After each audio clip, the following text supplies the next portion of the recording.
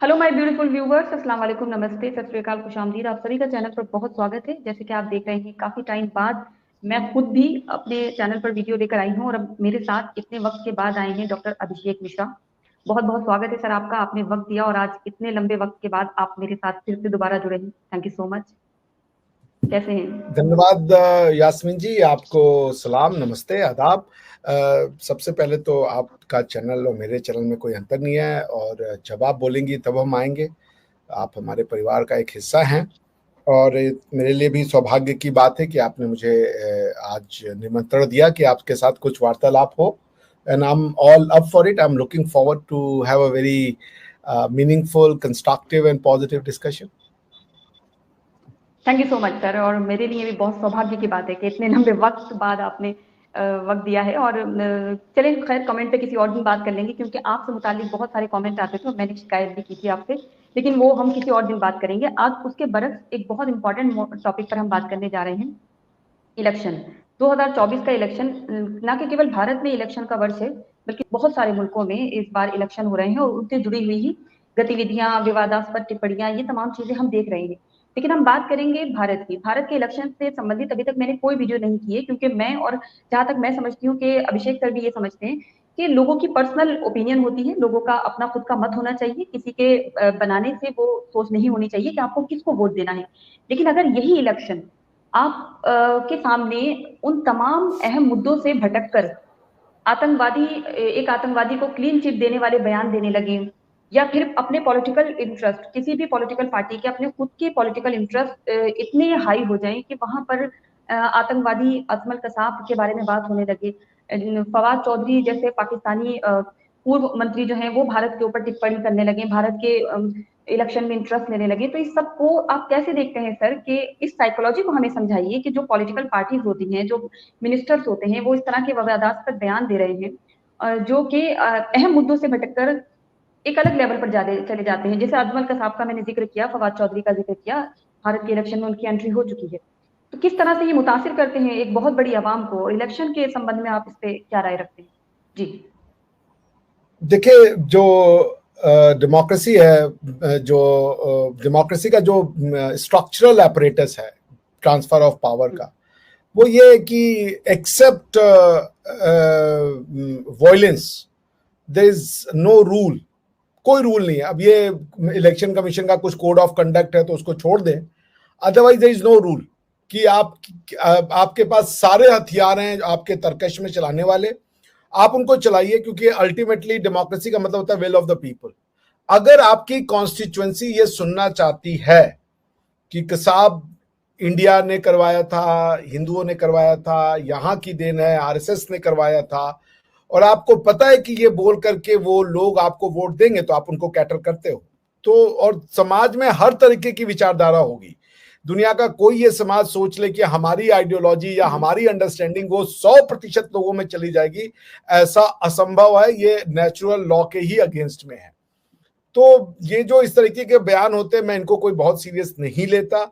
ये बयान करके देश को और मैच्योर किया जाता है, क्योंकि देश धीरे धीरे इनको समझने लगा है, इस तरीके के लोगों की पॉलिटिक्स को समझने लगा है। तो अगर वो कहना चाहते हैं कि भाई आप किसी को कहने से कैसे रोक सकते हैं कि आरएसएस ने कराया, कसाब आरएसएस का दिन था, या जो वो पुलिस वाले थे उनको आरएसएस वालों ने मरवाया, अगर ये कह के आप वोट ले सकते हैं तो आपको हक है। उसमें मुझे कोई बुराई नहीं लगती, क्योंकि अगर कुछ ऐसा ऑब्जेक्शनेबल होता तो क्या नाम है, इलेक्शन कमीशन उनको नोटिस देता। बट अगर कोई ऑब्जेक्शनेबल नहीं है तो मेरे हिसाब से इट्स ऑल फ्री। देखिए, किसी बात को छुपाना क्यों? अगर मान लीजिए ये किया गया तो क्यों छुपाना, और अगर नहीं किया गया तो फिर आपके डरने की आवश्यकता नहीं है। बोलने दीजिए जिसको जो बोलना है। यही फ्री सोसाइटी की सबसे खास बात होती है। मैं इसको बहुत अप्रिशिएट करता हूं कि उनको ये पता है कि वो ये बोलेंगे और उनको बोलने से कोई रोक नहीं सकता। And this is what the essence. क्योंकि ये इंपॉर्टेंट इतना है कि आप फिर ये करते हो ना, समाज को इतना तैयार कर देते हो कि कोई बात उसके लिए सेंसिटिव नहीं रहती। जैसे आप देखें, एक समाज है जिसमें कि वो इतने सेंसिटिव उनको बनाया जाता है, उनका निर्माण किया जाता है समाज का। जैसे एक घाव होता है, उसके अंदर पस होता है, उसको जरा सा छुए तो दर्द हो जाता है। तो मैं ये मानता हूं कि ये जो डेमोक्रेसी में इस तरीके की बातें की जाती हैं कि बीजेपी वाले हिंदूवादी हैं या वो फलाना कोई आरएसएस का आतंकवादी है, ये होना चाहिए, बोलना चाहिए। आप अपनी पूरा दम लगा के अपनी आइडियोलॉजी को प्रचार और प्रसार करें।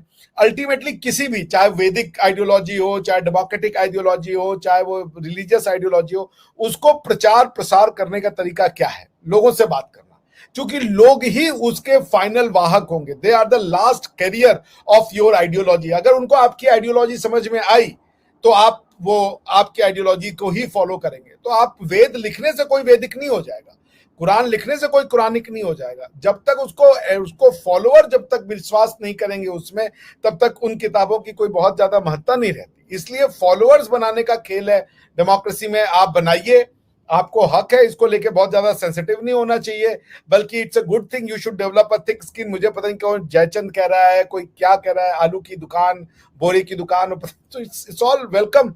अगर पब्लिक लाइफ में आए और गालियां ना खाएं तो फिर फायदा क्या है यास्मीन जी? So this is what my take is. I don't take it very seriously. अगर जनता इससे मुतासिर है, जनता के पास रावण को भी चुनने का ऑप्शन है, राम को भी चुनने का ऑप्शन है, जनता जिसको मान ले। अल्टीमेटली यही तरीका है ना। वी आर द जनता ही जनार्दन है। तो जनता जनार्दन की बात जो समझ में आएगी वो हमको और आपको अपने सर माथे पे लगाना है। और मेरा ये मानना है कि अगर इलेक्शन कमीशन ने इसको गलत नहीं कहा है तो इट शुड बी सेट। ये लीगल है, इसको बोले जाने में कोई बुराई नहीं है, बिल्कुल इसका जो है कोई परेशानी की बात नहीं है। अब जनता को ये डिसाइड करना है कि क्या वो इस बात को मानेंगे कि आरएसएस ने सालस्कर साहब की हत्या करवाई थी या कसाब ने हत्या करवाई थी। ये it is in open for the people. जी बिल्कुल।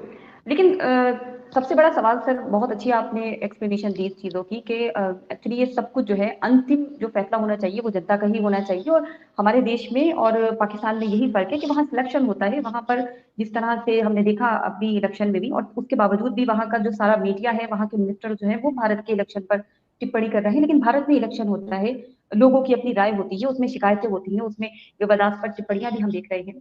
लेकिन सबसे बड़ा सवाल ये उठता है कि इस तरह की डिस्ट्रक्टिव ओपिनियन मेकिंग करना ही क्यों है, वो भी एक जिम्मेदार भरे ओहदों पर बैठे हुए लोगों के द्वारा। आप कुछ कंस्ट्रक्टिव नहीं दे सकते जब आप देख रहे हैं कि दुनिया एक विनाशकारी सोच की तरफ जा रही है। सोशल मीडिया का जमाना है, 1 मिनट में चीजें जो होती हैं वो इस तरह से वायरल होती हैं कि जिससे बहुत बड़ी तादाद में जो हमारा खास करके युवा है वो उससे मुतासिर होता है। तो इस तरह की डिस्ट्रक्टिव ओपिनियन में ही क्यों बिलीव करते हैं, जहां पर आप एक आतंकवादी को क्लीन चिट दे रहे हैं, जबकि खुद पाकिस्तान के शेख रशीद जो उस समय के इंटीरियर मिनिस्टर थे, उन्होंने ये कहा था कि भाई जो एक चोर की सजा वो मेरी सजा, क्योंकि जो कसाब का एड्रेस है वो दिया गया था उस समय के जो प्रधानमंत्री थे उनके द्वारा। ये तमाम चीजें वहां पर देखी गई हैं। तो ऐसा क्यों होता है सर कि जो यहाँ पर अपोजिशन पार्टीज में, मेरा तो किसी पार्टी से वो नहीं, लेकिन मैं एक खुल के, चूंकि हम इस पर बात कर रहे हैं, डिस्कशन कर रहे हैं, तो ये बात भी यहाँ समझनी जरूरी है कि जो हमारे देश में जो हमारा अपोजिशन है उनके पास इस तरह का क्यों स्टेटमेंट होता है जिससे पाकिस्तान बहुत ज्यादा एग्री कर रहा होता है, या खुद पाकिस्तान उन चीजों को डिनायल मोड में रखता है कि नहीं नहीं, हमारे यहाँ से आतंकी थोड़ी ना गया था, ये तो आपका ही बंदा था। तो कहीं ना कहीं आप उन्हें एक चिट दे रहे हैं, एक क्लीन चिट दे रहे हैं कि हाँ हाँ भाई ये ठीक बात आपने कही, हाँ ये आतंकवादी कहाँ था। तो ये चीज क्यों करना है? वो चीजें पाकिस्तान के स्टेटमेंट, पाकिस्तान के मिनिस्टर के स्टेटमेंट से क्यों जुड़ी लगती है? देखिए, इसको यूं समझना पड़ेगा ना यास्मीन जी, कि जैसे मैंने आपको कहा कि ट्रांसफर ऑफ पावर के लिए आपको एक सिस्टम तो बनाना होगा ना। हमने वो सिस्टम डेमोक्रेसी चुना है, विल ऑफ द पीपल, कि जिसको जनता चाहेगी वही राज करेगा। ये जनता के ऊपर है। तो हमारा आपका काम ये है कि जनता को इस लायक बनाए कि वो किसको चुने और फिर जनता के निर्णय को अपना आत्मसात करें। पाकिस्तान में ये वो नहीं कर पाते। वो जनता को समझते ही नहीं है उस लायक कि वो डिसीजन मेकिंग कर सके, वो डिसीजन को थोपना चाहते हैं। अब उसके एनालिसिस हम बाद में करेंगे कि ये ऐसा उनका माइंडसेट क्यों है। तो इंडिया में डेमोक्रेसी शुरू से रही है। डेमोक्रेसी का ये सिस्टम एक अलग चीज है, लेकिन क्रिटिसिज्म जो है, कंस्ट्रक्टिव क्रिटिसिज्म, ये हिंदुस्तान की या भारत की आइडेंटिटी का प्रमुख पार्ट है। भगवान बुद्ध की जो टोटल फिलॉसफी है उसमें वेद का निगेशन बहुत बड़ा पार्ट है। लेकिन भगवान, आपको इस देश में भगवान बुद्ध की फोटो उन्हीं के घर में लिखी हुई लिखेगी जहां वेद भी रखे होंगे। ये ब्यूटी इस देश की है, समझ रही हैं आप? तो हमें हजारों साल से criticism, alternative theories, alternative ideas, alternative explanations of a phenomena ये दिया गया है। गॉड की फाइनलिटी हमारे यहाँ नहीं बताई गई। इससे ये होता है ना कि दिमाग जो है वो ओपन है, क्लोज्ड नहीं है। तो आपका ये बात कि ऐसी बातें क्यों करना जो किसी को एक हथियार दे हमारे खिलाफ प्रोपोगेंडा करने का। प्रोपोगेंडा 1 साल, 2 साल, 3 साल, 10 साल, 50 साल, 70 साल चलता है। उसके बाद प्रोपोगेंडा का समय खत्म हो जाता है। प्रोपोगेंडा यानी कि you are stating something which is essentially not true, which is essentially construction of someone's imagination। आप समझ रही हैं? तो अगर वो कोई लोग ऐसे हैं जो इन चीजों को सुनना चाहते हैं, तो आपके समाज में वैसे लोगों को आप कैसे ऑल्टरनेटिव थिंकिंग देंगे, ये आपको समझना है। मगर अगर आप हम ये समझें यास्मीन जी कि सब हमारी तरह ही समझने लगे, सोचने लगे, ये असंभव है। इसीलिए डेमोक्रेसी जरूरी होती है कि हर तरह के, भले डिस्ट्रक्टिव हों या कंस्ट्रक्टिव हों, हर तरह के विचारों का उस समाज में जगह होना चाहिए। और अल्टीमेटली लोग ये निर्णय करेंगे, कोई तलवार नहीं, कि कौन सी आइडियोलॉजी सत्ता में उनको गवर्न करेगी। इसलिए मैं इसको कोई बुरी बात, अगर कोई लोग हैं वो सुनना चाहते तो सुनने दीजिए। भगवान राम भी जब थे तो क्या उस समय राक्षस नहीं थे? उनको वाल्मीकि जी ने और वशिष्ठ जी ने अपने जो आश्रम में बुलाया था, क्यों बुलाया था? कि जो राक्षस थे वो उनको नहीं करने देते थे यज्ञ, और उनका जो अपना रिसर्चर्स थे, पढ़ने लिखने में जो दिक्कत होती थी वो लोग करते थे। तो भगवान राम को बुलाया गया कि भाई इनका जो है वो तुम वो करो, संहार करो। तो पॉइंट मैं ये फिर कह रहा हूं, इसको कोई सेंसिटिव लेने की जरूरत नहीं है। क्या पाकिस्तान जब नहीं था तो ये थिंकिंग नहीं थी इंडिया में? पाकिस्तान बना ही क्यों? इस थिंकिंग की वजह से बना ना। पाकिस्तान कोई एंटिटी नहीं है यास्मीन जी, पाकिस्तान एक आइडिया है, इट्स नॉट एन एंटिटी। और पाकिस्तान एक आइडिया है, इसका सोर्स और इसकी जब तक आइडियोलॉजी का बेस रहेगा, आप पाकिस्तान समाज में एग्जिस्ट करेगा ही करेगा। अब वो सही आइडिया है, उसका वैल्यू जजमेंट ना मैं कर सकता हूं ना आप कर सकती हैं, क्योंकि हर आइडियोलॉजी एक समय के बाद अजम्पशंस में आ जाती है, वो आपको मानना ही पड़ता है कि ये आइडियोलॉजी सही है या गलत। बट बॉटम लाइन ये कि क्या पाकिस्तान सिर्फ पंजाब के डिवीजन वाला एरिया है? यूपी बिहार में पाकिस्तान नहीं एग्जिस्ट करता है। पॉइंट मैं फिर कह रहा हूं कि हमें पाकिस्तान के जो थॉट प्रोसेस है, जो आइडिया है, उसको काउंटर इंडिया में यदि हम कर रहे हैं ना, तो ट्रस्ट मानिए, पाकिस्तान जो एक आइडियोलॉजी, एक एंटिटी है, Pakistan ideology is a different thing, Pakistan as an entity is a different thing. Pakistan as an entity has failed, ठीक है ना? Pakistan as an idea somehow is not failing, ठीक है ना? तो पाकिस्तान एज एन आइडिया तब फेल होगा जब धीरे धीरे धीरे यहां का जो वाशिंदा है, जो भारत देश का रहने वाला है, जो भारतीय है, पर वो समहाउ ये नहीं समझ पाता कि हिंदू आइडेंटिटी क्या है, मुसलमान की आइडेंटिटी क्या है, और उसमें वो अपने आप को अलग देखना चाहता है, अपने कल्चर को अपना कल्चर वो नहीं मानता। जिस दिन उसको, चूंकि मैंने कहा ना, मेरी अंडरस्टैंडिंग ये है कि जब इस्लाम आया भारत में यास्मीन जी, उसके बाद मुगलों को जब हराया गया मराठाओं के द्वारा और बाकी दूसरे फोर्सेस के द्वारा, तो जब इस्लाम का शासन खत्म हुआ, उसके पहले कि इंडियंस वापस अपना शासन लेते हैं, इंडियन जो है वापस से गुलाम कर दिए गए यूरोपियंस के द्वारा, ठीक है ना? तो हम अपने लोगों से जिन्होंने दूसरे धर्म को स्वीकार किया था, उनसे बातचीत नहीं कर पाए। तो उसके बाद अंग्रेजों ने उनसे बातचीत की, और अंग्रेजों ने इस समाज को एटमाइज कर दिया, तोड़ दिया जातियों में, ट्राइबल्स में। ट्राइबल क्या होता है मुझे आज तक समझ ही नहीं आया। भारत की कोई एंशिएंट किताब आप पढ़ लीजिए, भारत के पुराण, भारत की न्याय व्यवस्था, भारत की न्याय सूत्र, धर्म सूत्र, कहीं आपको ये कॉन्सेप्ट नहीं मिलेगा कि ट्राइबल क्या होता है। ये ट्राइबल का कॉन्सेप्ट यूरोपियंस अपने साथ लाए, बिकॉज बिब्लिकल कॉन्सेप्ट है ट्राइबल, जहां पे कि tribal is a homogeneous group of people. हमारे यहाँ उस होमोजीनियस को कास्ट के रूप में या वर्ण सिस्टम कहा गया। तो पॉइंट ये कि उन्होंने जब वो इंडिया में आए तो उन्होंने इंडिया को अपनी नजर से देखा। तो उन्होंने जंगल में रहने वालों को कह दिया तुम ट्राइबल हो, और जो शहर में रह रहे थे बोले कि तुम नॉन ट्राइबल। अरे भाई, एक समय सब जंगल था, तो कब ट्राइबल सब नॉन ट्राइबल बन गए? मेरा एक दोस्त है, सॉरी, जसवंत सिंह भूरिया, बड़ा बहुत प्रोमिनेंट, उसके पापा सेंट्रल मिनिस्टर रह चुके हैं, बहुत प्रोमिनेंट लीडर है मध्य प्रदेश में ट्राइबल कम्युनिटी। मैं उसके घर गया, मैंने कहा शिव जी की मतलब वो फोटो छकी हुई है, वहां पे दुर्गा माता की फोटो टंगी हुई है। मैंने कहा यार तुम कौन हो? बोले सर मैं तो ट्राइबल हूँ। मैंने कहा फिर ये क्या है यार? तो कह रहा सर ये तो भगवान है हमारे। मैंने कहा फिर ये कैसे ट्राइबल हो? पॉइंट ये कि हम अभी भी अपने आप को यूरोपियंस के आइडिया से देखते हैं। तो उन्होंने जो हमको हिंदू मुसलमान इसमें आइडेंटिफाई किया, क्योंकि वो आइडियोलॉजी लेके आए थे जहां पे होता था इधर बिलीवर और नॉन बिलीवर। हमारे यहाँ वो नहीं था। तो हमें अपने भाइयों बहनों को कोई समझाना है, आपको ये करना है कि कल्चर आपका यही है। आपका कल्चर अरबिक नहीं है, आपका कल्चर तुर्किक नहीं है, आप हमारे में से ही हो। आप कल्चर कैसे चेंज कर लोगे? आप हमारे जैसे लगते हो, आप हमारे जैसे दिखते हो, न तो आप अरबों की तरह सोच सकते हो, न तो आप तुर्कों की तरह सोच सकते हो। आप क्या तुर्क जैसे लड़ाके बन सकते हो? नहीं बन सकते। तुर्कों की जिस लाइफस्टाइल में वो रहते हैं वो आप लाइफस्टाइल में रह नहीं सकते। तो हमें अपने भाइयों बहनों के साथ, अब चूंकि 70 साल बाद जब ये कांग्रेस की गवर्नमेंट आई तो उन्होंने फिर वो कम्युनिज्म वाला खेल खेलना शुरू कर दिया कि भारत में जो है वो अलग अलग एंटिटीज रहती हैं। अब हमें अपने भाइयों बहनों के साथ बैठना है, उनको समझाना है। आप जैसी जो बहादुर लड़कियां हैं, प्रोग्रेसिव लड़कियां हैं, पढ़ी लिखी लड़कियां हैं, उनको ये समझाना है। जैसे मैं आपको बताऊं यास्मीन जी, आप यूएई का कॉन्स्टिट्यूशन कभी देखा है आपने?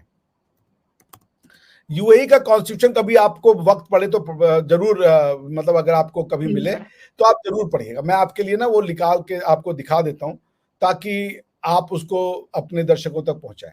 आ गया, ठीक है। देखिए ये यूएई का कॉन्स्टिट्यूशन है। इसका आर्टिकल 1 क्या कहता है, इसको पढ़ लीजिए। The United Arab Emirate is an independent sovereign and federal state herein after referred to as UAE. The UAE consist of the following emirates: Abu Dhabi, Dubai, Sharjah, blah blah blah. Any other independent Arab state में join. जब पाकिस्तान के लोगों से कहिए कि जाके join कर ले, यूएई बन जाए। यूएई का पासपोर्ट दुनिया का सबसे स्ट्रांग पासपोर्ट है अभी, और पाकिस्तानी का पासपोर्ट दुनिया का सबसे घटिया पासपोर्ट है। वो कह रहे अरब स्टेट, और भारत का मुसलमान है जो अपनी नेशनैलिटी को कह रहा हम सिर्फ मुसलमान है और कुछ हम है ही नहीं, हम कुछ हो ही नहीं सकते। वो कह रहे अरब स्टेट। अच्छा आप मजे की बात देखिए, ये देखिए इंडियन जो मुस्लिम जो कंफ्यूज हो गया आइडियोलॉजी में, उसको समझाना जरूरी है। वो ये क्या कह रहा था, United Arab Emirate is an independent and sovereign word, आपको दिख रहा होगा आर्टिकल 1 में। आप कॉन्स्टिट्यूशन ऑफ पाकिस्तान को पढ़ेंगी, वो नहीं लिखते हम सॉवरेन है, वो कहते हैं अल्लाह सॉवरेन है। तो वो उनके कॉन्स्टिट्यूशन में पाकिस्तान अपने आप को सॉवरेन नहीं कहता, और ना वो ये कहता है कि पीपल के the political power we derive from the people. वो अपने प्रीएम्बल पे कहता है we derive our political power from अल्लाह। पता नहीं अल्लाह ने कब पाकिस्तानियों से बात कर ली, मुझे तो यही समझ में नहीं आता। मुझे तो जहां तक याद है प्रॉफिट के बाद बात करना बंद कर दिया था अल्लाह मियां ने, कहा था वो लास्ट मैसेज आ गया है। तो ये ब्लास्फेमी करके कॉन्स्टिट्यूशन तुम कर रहे हो।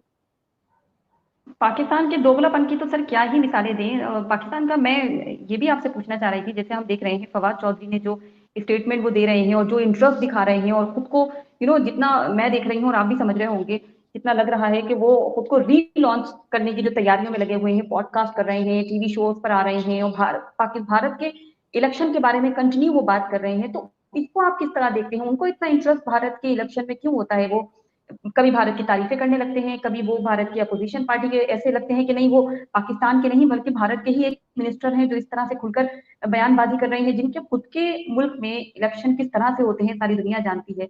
वो भारत के इलेक्शन पर बात करने वाले कौन होते हैं? वो भी तब जब ये अपनी पार्लियामेंट में खड़े होकर पुलवामा जैसे आतंकी हमलों को कहते हैं कि ये हमारी बहुत बड़ी कामयाबी रही है।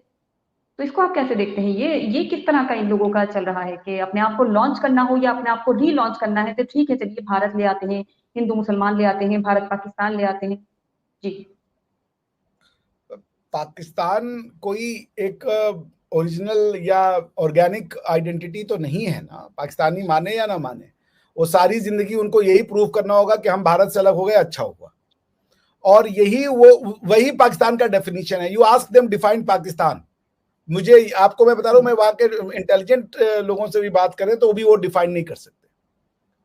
और अब उनका यूथ जो है वो छटपटा रहा है, वो समझ नहीं पा रहा। अभी तक तो उन्होंने ये दिखाया कि देखो ये तो मारे कुचले लोग हैं, हमने इनके ऊपर शासन किया था। अब वो देख रहे हैं कि इंडियंस जो है वो तो यूके का प्राइम मिनिस्टर बन रहा है, वो तो गूगल का हेड बन रहा है, वो तो माइक्रोसॉफ्ट चला रहा है, वो तो दुनिया भर में राज कर रहा है। ये कैसे हो गया? क्योंकि उन्होंने बताया ये तो घटिया लोग हैं। तो अब वो पूछ रहा है अपने वहां के लोगों से कि हम अलग हुए तो क्यों हुए?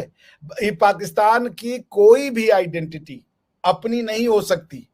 Pakistan is basically what you call की आइडेंटिटी है कि आई एम नॉट इंडियन। वो इसी को प्रूफ करने में परेशान है, वरना उनको कोई मुंह नहीं लगाता। उनकी रिलेवेंसी दुनिया में सिर्फ ये है कि वो ये प्रूफ करते रहे कि मैं कश्मीर हमारा मुद्दा है। कश्मीर को वो छोड़ नहीं सकते। They can not give up Kashmir. आप समझ रही हैं? तो मैं ये कह रहा हूं ना कि पाकिस्तान एक आइडियोलॉजिकल और नॉलेज क्राइसिस का शिकार है। Pakistan has a severe knowledge crisis.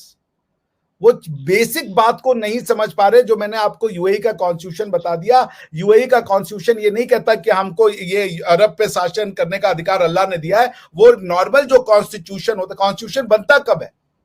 Constitution बनता है जब आप रिलीजन में से पॉलिटिकल पावर को सेपरेट करते हो, बाकी रिलीजन छोड़ देते हो जनता के लिए। तो उन्होंने वही किया। आप उसका आर्टिकल 6 पढ़ेंगे, आर्टिकल 7 पढ़ेंगे यूएई के कॉन्स्टिट्यूशन का, तो कहते हैं Islamic law is the law of the land. Pakistan में वो नहीं लिख रहे। पाकिस्तान कॉन्स्टिट्यूशन की बेसिक फिलॉसफी को नहीं समझ रहा है कि अगर तुम ये कह रहे हो कि सॉवरेनिटी अल्लाह के पास है तो आप कॉन्स्टिट्यूशन नहीं बना सकते फिर। और यही प्रॉब्लम उस समाज, वो बेसिक चीज को नहीं समझना चाहते। तो ये फवाद चौधरी, इमरान खान ने भी क्या कहा था भाई, जाके यूएन के उसमें जाके तो यही कहा ना कि हम तो मरने मारने को तैयार हैं, हम तो फलाना है। हर चीज में रिलीजियस आइडेंटिटी इन्वोक कर देते हैं, उसके अलावा उनकी कोई पहचान नहीं है। और वो रिलीजन को नहीं समझ रहे हैं क्योंकि वो रिलीजन वो एक लोकल कॉन्सेप्ट को कैटर करता है। तुम्हारे प्रॉब्लम को वो कैटर ही नहीं करता। तो पॉइंट ये कि पाकिस्तान हमेशा एक इंडियन नेमेसिस रहेगा, इससे ज्यादा इसकी कोई आइडेंटिटी नहीं रहेगा। पाकिस्तान इज अ सरदर्द दैट वी हैव टू झेलो for rest of our life. हमारे बच्चे भी झेलेंगे और हम भी झेलेंगे। बट जो मुझे दिख रहा है कि आप मेरी बात लिख के रखिएगा, 40 से 50 साल के अंदर में Pakistan will go a revolution way. Pakistan एक रिवोल्यूशन के आगार पे जा रहा है, क्योंकि जो मिसमैनेजमेंट हो रहा है उनको समझ ही नहीं आ रहा है। 40 करोड़ हो जाएंगे वो आज से 10-15 साल में। 24 करोड़ को वो खिला नहीं पा रहे हैं। 29% का इन्फ्लेशन रेट है। 40% बच्चे जो एजुकेशन लेना चाहिए वो स्कूलों के बाहर बैठे हैं। ये 40% बच्चे जिनके पास कोई स्किल नहीं है, उनको क्या एम्प्लॉयमेंट दोगे?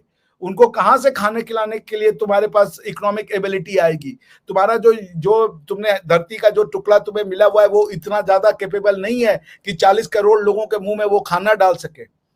दुनिया टेक्नोलॉजी में बहुत आगे निकल गई है, तुमने अपने लोगों को टेक्नोलॉजी के अगेंस्ट में बना दिया है। तो पॉइंट ये है कि Pakistan will go a revolutionary way. क्योंकि बाकी दुनिया तो आगे बढ़ गई, यूएई आगे बढ़ गया, सऊदी अरेबिया आगे बढ़ गया, ये सब भारत की रीजनल और ग्लोबल लीडरशिप को एक्सेप्ट कर चुके हैं। एवरीवन हैज एक्सेप्टेड कि India has the net security provider role in this region. आप देख लीजिए, इंडिया इज मैनिंग जो गल्फ ऑफ मन्नार या ये अरेबियन सी है, उसको हम रेगुलरली वॉच कर रहे हैं। इंडियन नेवी हुती रेबल से फाइट कर रही है। अभी 17 ईरानियों ने एक हमारी वेसल पकड़ ली थी, कोई और वेसल थी, उसमें इंडियन थे। 17 के 17 को उन्होंने छोड़ा ईरान ने। कतर ने हमें पकड़ लिया था, कतर ने हमारे नौसैनिकों को, पूर्व नौसैनिकों को पकड़ लिया था, उनको सजाए मौत दी थी। पूरों की उन्होंने सजा माफ की और उसके बाद उनको इंडिया भी भेज दिया। और आप पाकिस्तान सोचिए कि वो कुलभूषण यादव को पकड़ के ये साबित करना चाहते हैं दुनिया में कि हम एक आतंकी मुल्क है। ये मानसिक दिवालियापन। कतर क्यों नहीं किया ये काम? कतर पाकिस्तान से मिल जाता कि हमारे पास भी ये 7 नौसेना के ये हैं, हमने भी उनको टेररिस्ट और स्पायोनेज चार्ज पे ही पकड़ा, चलो हम दोनों मिल जाते, यूनाइटेड नेशन में जाते। सो पाकिस्तान इज अनफॉर्चुनेटली इंडिया, मैं इसको बोलूं ना बोलूं मुझे नहीं पता, but Pakistan is India run through the Indian idea of Islam. वो इंडियन आइडिया ऑफ इस्लाम के थ्रू, उसको इंडियनाइज्ड इस्लाम के थ्रू वो कर रहे हैं। देखिए, अरबी हमसे उतना नफरत नहीं करता, अरबी आपसे नफरत नहीं करता। आप जाएंगी वहां पर तो एज एन लोकल इंडियन, ये वो आप देखिए, अरब में इंडियन जो बिजनेसमैन है, हिंदू है, वो थ्राइव कर रहे हैं, चाहे वो यूएई हो, चाहे वो दूसरी जगह पे हो। पर पाकिस्तान में क्या आप एज ए हिंदू थ्राइव कर सकती है? नहीं कर सकती, क्योंकि उनका जो इस्लाम है वो इंडिया सेंट्रिक है।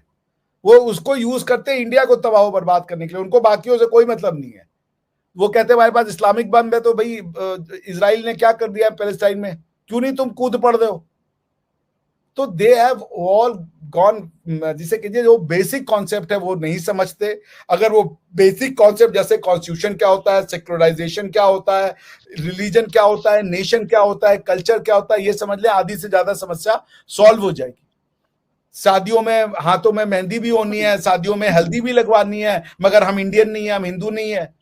सलवार समीज भी पहनना है, कह रहे कि ये इस्लामिक है। मैं तो तुर्की में गया, मैंने तुर्की देखा है, मैंने कजाकिस्तान देखा है, मैंने उज्बेकिस्तान देखा है, मैंने अरेबिया पैलेस्टाइन भी देखा है। मैंने तो कहीं नहीं देखा सलवार सूट और चुन्नी दुपट्टे वाली लड़कियां, कि किसी कोई मुस्लिम लड़की सलवार सूट पहन रही हो। ये तो इंडिया में ही पहनते हैं।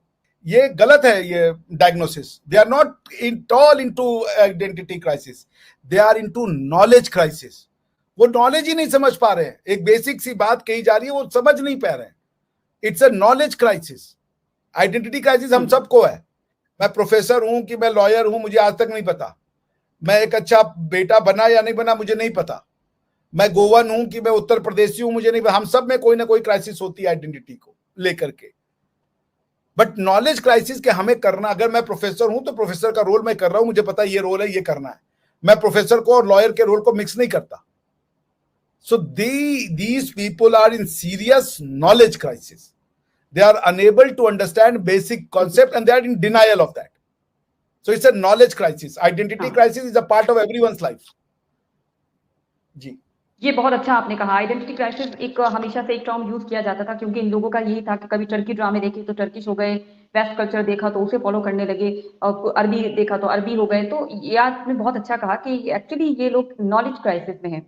जैसे आपने पाकिस्तान का जिक्र किया, और भारत के इलेक्शन हो या दुनिया में कहीं पर भी इलेक्शन हो, लेकिन भारत और पाकिस्तान के इलेक्शन इसलिए खास हो जाते हैं कि पाकिस्तान में इलेक्शन होते हैं तब भी ये भारत का जिक्र करते हैं, भारत में इलेक्शन होते हैं अगर कोई भारत का कोई जो मंत्री हो या किसी भी पॉलिटिकल पार्टी से जुड़ा हुआ व्यक्ति हो, वो पाकिस्तान को लेकर कोई टिप्पणी कर दे, या जैसे हमने देखा ये अजमल कसाब को लेकर टिप्पणी की गई।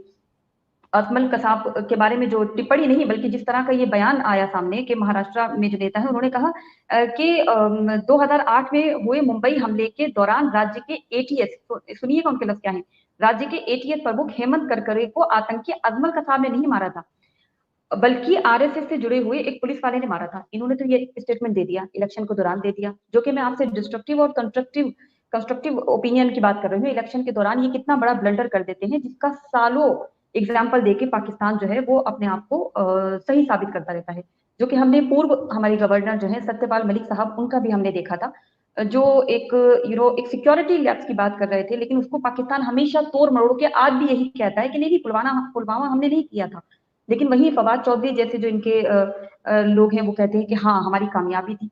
तो ये जो नॉलेज क्राइसिस है, फिर इसमें तो और इजाफा ही हो रहा है ना, इलेक्शन के दौरान हो या इलेक्शन से हटकर हो, भारत से कोई इस तरह की टिप्पणी कर दे, पाकिस्तान में इस तरह के लोग हो जो इसको हमेशा जिंदा रखें, तो ये नॉलेज क्राइसिस तो हमें कहीं कम होने का नाम ही नहीं दिख रहा है। ये तो और ज्यादा बढ़ जाता है इलेक्शन में, तो अजीब और गरीब बयानबाजी होती है, और फिर पाकिस्तान उसमें अपने आप को सही साबित करने की कोशिश करता है कि तो ये तो खुद भारत के ही एक मिनिस्टर ने बोला था, तो अजमल कसाब तो आतंकी था ही नहीं। देखिए, मैंने बार बार कहा कि किसी भी एक विचार के 100% सब्सक्राइबर नहीं हो सकते।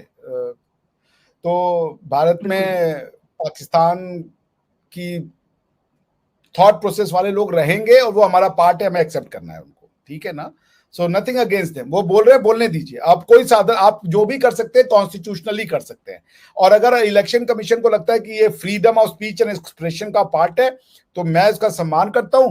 अब ये जनता के विवेक पे है, क्योंकि अल्टीमेटली जनता ने अपना निर्भर करना है कि वो कैसे रूल होना चाहते हैं। तो मैं इसको इंडिया वाले क्या बयान दे रहे हैं, मैं इस पर बहुत ज्यादा वो नहीं करता, चूंकि कि ये ऐसा बोल दिया, ऐसे कैसे बोल, भाई वो बोल सकते हैं। That is what the beauty of this constitution. You can speak. भाई जब भगवान बुद्ध ने कहा होगा कि ये वेद में मैं नहीं मानता, पुनर्जन्म में नहीं मानता, ऐसा बकवास चीजें, उस समय भी लोगों को ऐसे कैसे बोल दिए। अरे भाई यही तो उनको भगवान बुद्ध बना रहा है। तो पॉइंट ये है कि आप इन चीजों पे जो इंडिया में बोला जाता है इसको कोई नहीं, ये freedom of speech and expression की ब्यूटी है। क्या ट्रंप का प्रोसिक्यूशन नहीं किया गया अमेरिका में? क्या ट्रम्प के ऊपर मुकदमे नहीं चले ये टैक्स इवेजन के लिए और पता नहीं किस किस चीज के लिए? हाई ट्रेजन वाला तो खैर ड्रॉप कर दिया सुप्रीम कोर्ट ने। बॉटम लाइन है कि हर सोसाइटी में ऐसा होता है, हर सोसाइटी में। आज आप देख लीजिए अमेरिका में जितना पोलराइजेशन है कि American educational campuses has become the ground of war. वहां पे पैलेस्टाइन और इजराइल में जितनी लड़ाई नहीं हो रही है उतना वहां की यूनिवर्सिटियों में हो रही है। तो क्या इसका साधन है कि कोई ये कहे कि तुम अमेरिका में होकर पैलेस्टाइन की बात कैसे कर सकते हो? क्योंकि अमेरिका पैलेस्टाइन का साथ दे रहा है इसलिए तुम पैलेस्टाइन की बात कर रहे हो तो तुम गद्दार हो। This is not the way. आपको सुनना पड़ेगा और उसको वो अपने अधिकार रखने का हक है क्योंकि नेचुरली उसके दिमाग में आया है। अगर इंडिया में कोई कहता है कि आरएसएस ने करवाया ये कब से चल रही है ये साजिश? ये कब से चली? और ये होगा ये कि एक दिन ये आउटडेटेड हो जाएगी और ये टेस्ट होगा कि क्या ये लोग जो बोल रहे हैं क्या इस पे ये वोट ले पाएंगे। और अगर वोट नहीं मिलेगा तो फिर ये बोलना बंद कर देंगे, या इसके वोट अगर कम होंगे तो ये बोलना बंद कर देंगे। आप झूठ से फाइट करने का यही तरीका है कि you simply make it irrelevant. जैसे इंडिया में एक समय था सब सेक्युलर सब फोर्सेस एक साथ हो जाओ, अब कोई नाम नहीं लेता, अब कोई नाम नहीं लेता इस चीज का, क्योंकि सबको पता चल गया आप जितना बोलोगे आपके अगेंस्ट में जाएगा। अब लोग चुप हो गए, ठीक है ना। पहले हर बात पे सेक्युलरिज्म इंडिया में आ जाता, हर बात पे सेक्युलरिज्म आ जाता था, अब नहीं आता। अब ये टूल आया हुआ है तो धीरे धीरे आप देखिएगा कि इट्स अ गुड थिंग। बोलने दीजिए, बोलते बोलते बोलते जब लोग उसको या तो सच मानेंगे या तो झूठ मानेंगे, वही डिटरमाइन करेंगे। और इसमें लॉ ऑफ नेचर काम करेगा कि आपने उनकी बुद्धि को कितना कितना रिफाइंड बनाया है, कितना इवोल्व बनाया है कि उनके अंदर तर्क करने की क्षमता है या नहीं है। मैं जब कभी अगर मौका मिले तो न्याय सूत्र करके किताब है, उसको जरूर पढ़िएगा। बढ़िया किताब लिखी गई आज से 4000 साल पहले। और कुछ नहीं हो तो यूट्यूब पे जो न्याय सूत्र पे कुछ प्रोफेसर्स ने अपने लेक्चर दिए हैं वही सुन लीजिएगा, क्योंकि किताब बहुत बड़ी लिखी गई है। तो उसमें न्याय का मतलब भारत में कई लोग समझते हैं जस्टिस। बेसिकली न्याय सूत्र का मतलब वो न्याय वहां पे तर्क है, न्याय वहां पे जस्टिस के सेंस में नहीं यूज हुआ है। वो किताब में गौतम ने लिखी है, बहुत बढ़िया किताब है कि how to understand. This is the book is the knowledge of knowledge, how to acquire knowledge. 16 मापदंड दिए गए हैं, प्रमाण, प्रमेय, संशय, ऐसे करके। जो रिसर्चर है पीएचडी वाले उनके लिए वो किताब तो मस्ट है।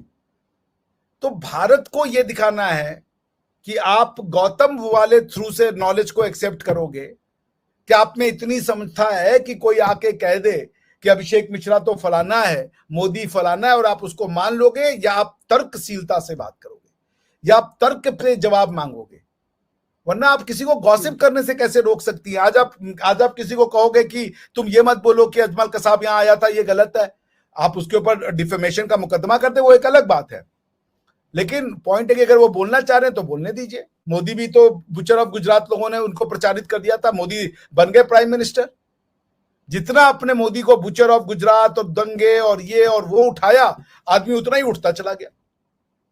तो role of media has become limited, it has become counterproductive rather, कि जो आप चाहते थे इंफॉर्मेशन बम्बार्ड करके, जो मास कम्युनिकेशन पढ़े वो समझेंगे कि जो आप बम्बार्ड करके रिजल्ट लाना चाहते थे उसका उल्टा रिजल्ट आ गया। You wanted to vilify Modi became a hero. So media now has a question to answer that what was your role? Could you communicate? इसका ये मतलब है ना कि कम्युनिकेशन और इंफॉर्मेशन में जमीन आसमान का अंतर है। You couldn't communicate the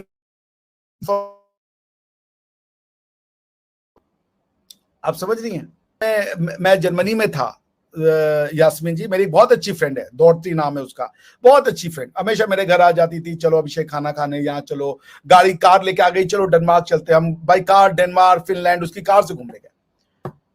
उसने मुझे बताया कि जब वो बच्ची थी तो उसके किताबों में हिंदुइज्म के अगेंस्ट में स्कूल की किताबों में पढ़ाया जाता था, स्कूल की किताबों में, कि हिंदुइज्म बुरी चीज है, ये कास्ट सिस्टम को मानने वाले, छुआछूत को मानने वाले, स्कूलों में पढ़ा गया। आज आधा जर्मनी नमस्ते करता है, आज आधे जर्मनी का नाम इंदिरा है, कोई कालिदासी बना पड़ा है, जिसको देखो आधा जर्मनी वो योगा ही प्रचार कर रहा है। तो आपके किताबों में पढ़ाने से सत्य को देखिए, सत्य क्या है, किसका सत्य सत्य है, सबके क्लेम है। मेरी डेफिनेशन क्लियर है सत्य की। सत्य स्वतः स्फूर्त होता है, self propelled, self energised. Self created होता है, सेल्फ सस्टेन्ड होता है, सेल्फ प्रोटेक्टेड होता है। सत्य को किसी की आवश्यकता नहीं होती। सत्य is self created, self propelled, self sustained and self energised. आप उसको इसीलिए कहा जाता है सत्य परेशान हो सकता है, पराजित नहीं। क्यों नहीं पराजित हो सकता? क्योंकि सत्य को इंसान नहीं हरा सकते, सत्य स्वयं से जीतता है, सत्य अपना मार्ग बना लेता है। तो आज वही मैं आपको एग्जांपल दिया कि जर्मनी में जहां पढ़ाया गया कि हिंदुइज्म ऐसा है वैसा है, आज योगा ने आग लगा दी है जर्मनी में। मैं जर्मनी रह के आया, योग ने वो, ऐसा नहीं कि सारे जर्मनी इंडियन से प्यार कर रहे हैं, लेकिन जर्मनी में 52% German think very high of India. मैं आपको एक और किस्सा बताता हूं, और ये जबकि वो उन्होंने किताबों में पढ़ा कि हम लोग घटिया लोग हैं, हमारे यहाँ कास्ट व्यवस्था चलती है, तब उसके बारे में मैंने जब लास्ट लेग ऑफ पीएचडी था तो मैंने ना एक सरकारी हॉस्टल ले लिया था, क्योंकि मैं पब्लिक यूनिवर्सिटी का स्टूडेंट था।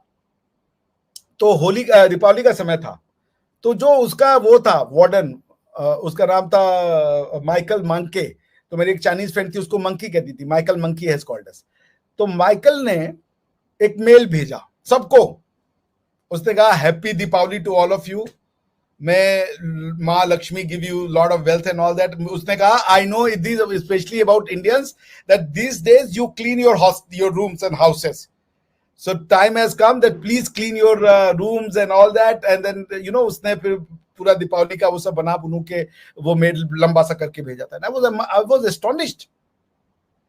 तो ये है कि आप पढ़ाना कुछ चाहते हो, लेकिन अगर सत्य है वो, तो उसको आप पराजित नहीं कर सकते, आप परेशान कर सकते हो। एक समय जर्मनी में हो सकता है कि इंडियंस को हमें आपको शर्मिंदगी होती हो अपनी आइडेंटिटी पे, तो सत्य की यही पहचान है। आज वही जर्मनी ओम करता है, नमस्ते करता है। आज जर्मनी में सबसे पॉपुलर कोई अगर फिलॉसफी और एक्शन है तो वो योग फिलॉसफी है।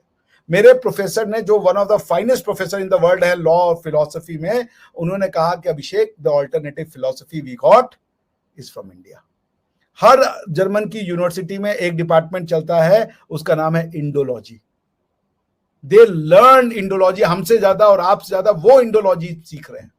प्रोपोगेंडा के दिन लिमिटेड होते हैं, और सत्य को ना हमारी जरूरत है ना यास्मीन जी की जरूरत है। मैंने आपसे कहा सत्य स्वतः स्फूर्त, स्वतः कह लीजिए sustained, self created, self regulated, self sustained and self propagated. किसी की जरूरत नहीं होती, सत्य अपना मार्ग बना लेता है। तो इसलिए don't worry too much about these things. ये part of the democratic game है, ये होगा, और ultimately it's a will of people. तो यास्मीन के दिमाग में मुझे क्या पहुंचाना है, खेल पूरा इसका है। How can I take control of the Yasmin's brain, और फिर यास्मीन के दिमाग पे कंट्रोल करके मैं वही करवाना चाहता हूं जो मैं चाहता हूं। और डेमोक्रेसी कहती है कि फ्रीडम होना चाहिए, अपनी सरकार को गाली देने का पावर होना चाहिए, अपनी सरकार को क्रिटिसाइज करने का पावर होना चाहिए। हम भी इसमें मानते हैं। बिल्कुल। तो थैंक यू सो मच। एक बहुत ही इंपॉर्टेंट टॉपिक पे आपने बात की है, और बहुत सारी ऐसी बातें आपने यहाँ रख दी कि मैं उम्मीद करूंगी जो भी हमारे व्यूवर्स इस वीडियो को देखेंगे तो वो इस चीज में भी फर्क कर सकेंगे कि सेल्फ क्रिटिसिज्म और सेल्फ विक्टिमाइजेशन, इसमें भी फर्क हो सकता है कि आप अपने आप को उत्पीड़ित घोषित ना करें। और जो हमारे पॉलिटिकल लीडर्स होते हैं, जो मिनिस्टर्स होते हैं, उनकी एक जिम्मेदारी बनती है कि freedom of speech and expression मुल्क में जो है उसकी भी एक लिमिटेशन है। उसमें भी आप एक जिम्मेदारी भरे ओहदे पर बैठे हैं, और आपको न कि केवल आपके देश की जनता बल्कि दुनिया देख रही है। जब भारत का इलेक्शन होता है तो तमाम मुल्कों की नजर होती है, तो आपकी एक बहुत बड़ी जिम्मेदारी बन जाती है। तो पॉलिटिकल पार्टीज के लिए अगर हम इस बार का इलेक्शन देखें तो it is all about political interest. Bharat की जनता के लिए अगर इस बार का इलेक्शन देखें तो it is all about logics, rational approach, rational thinking. उसका टेस्ट है ये बहुत बड़ा, जैसे कि सर ने कहा, लोगों के विवेक पर छोड़ना है सब कुछ। और पाकिस्तान के लिहाज से अगर हम इस बार का इलेक्शन देखें भारत का, तो it is all about knowledge crisis में इजाफा होना। ये मुझे समझ आई। तो थैंक यू सो मच। आपने बहुत ही अच्छे से एक्सप्लेन किया है हमें चीजों को, और मैं समझती हूँ कि जो हमारे जिम्मेदार भरे ओहदे पर बैठे हुए लोग होते हैं, इस चीज को उन्हें जरूर ध्यान रखना चाहिए कि जब भी वो कोई टिप्पणी कर रहे हैं, इलेक्शन ठीक है लेकिन इलेक्शन में आप लिमिट क्रॉस ना करें, आप लोगों को उलझाएं नहीं, लोगों के दिमाग में शक शुबा ना डालें, जिसका फायदा जो है हमेशा भारत विरोधी ताकतें उठाने की कोशिश करती रही हैं। तो आपका बहुत शुक्रिया सर, आप हमारे साथ जुड़े। इन फ्यूचर हम आपके साथ दोबारा किसी और मुद्दे पर जुड़ेंगे और आपने इतने इंपॉर्टेंट टॉपिक पर बात की है। आई एम श्योर कि हमारे प्यारे व्यूवर्स इस वीडियो को शेयर करें, ज़्यादा से ज़्यादा लोगों तक पहुँचाएँ। इलेक्शन में मैं देख रही हूँ बहुत ज़्यादा लोग सीरियस हो गए हैं और इस हद तक के पर्सनल रिश्ते भी जो है वो दांव पर लगा रहे हैं, इससे बचें। इलेक्शन है, आप अपने विवेक से अपने एरिया के कैंडिडेट का चुनाव करें। प्लीज लड़े झगड़े नहीं, अपने रिश्तों को तार करें और इलेक्शन को इलेक्शन के प्रोसेस से ही लें। उसमें अपने आप को जहनी मरीज ना बनाएं। बहुत शुक्रिया सर आपका जो करेक्ट। हमारे साथ जुड़े। Thank you so much. जय हिंद। Thank you.